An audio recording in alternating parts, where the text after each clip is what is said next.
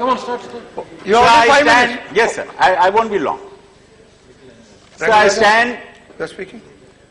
to support the Carriage by Air You're speaking? Amendment Bill 2015. Let me start by saying, Okay. let me start by saying that Reply. we are He all moved and he will reply. I agreed. not only the members of parliament, but everybody today in the world is flying. And when you are flying from one country to another, hundreds and thousands of planes are flying, and these are the carriages which are flying. And it is very important that if there is, in the unlikely way, if there is an accident, then what happens, who and how and compensation is paid.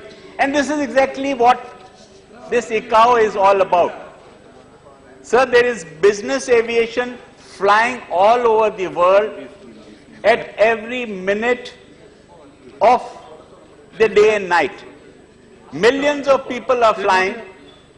So what I want to say is that one cannot deny that there is always a factor of fear, risk, and albeit flying today has become much safer than it used to be, but still the risk factor is always there. And it was only in 1929 that in Warsaw, a Warsaw Convention came about, and which is called the Warsaw Regime, which was for international carriage for persons, luggage and goods. It covers all those factors: goods, luggage and persons. This was later again confirmed in the Hague Protocol of 1955, and then finally on the Montreal Protocol and Convention of 28th May 1999. And this is called the M99. It is famously called as M99, and they decided the SDRs. Now what are SDRs? SDRs are because some people want payment in rupees, some in dollars, some in pounds. So it was recognized by the IMF that these SDRs will be equivalent to all the factors and the exchange rates that came about. And these Montreal Convention is every 5 years they are revised, because you know after 5 years it may be not the same compensation. So it is done every 5 years. My question here is that it is very important because people have been unhappy with the M99. And people have been saying that we can go to the courts or not. So you cannot say that they are not going to the courts. They are going to the courts even after an accident. The families of the people who have died in an accident, they go to the courts and say that this amount was not enough, which are the SDRs of the Montreal M99.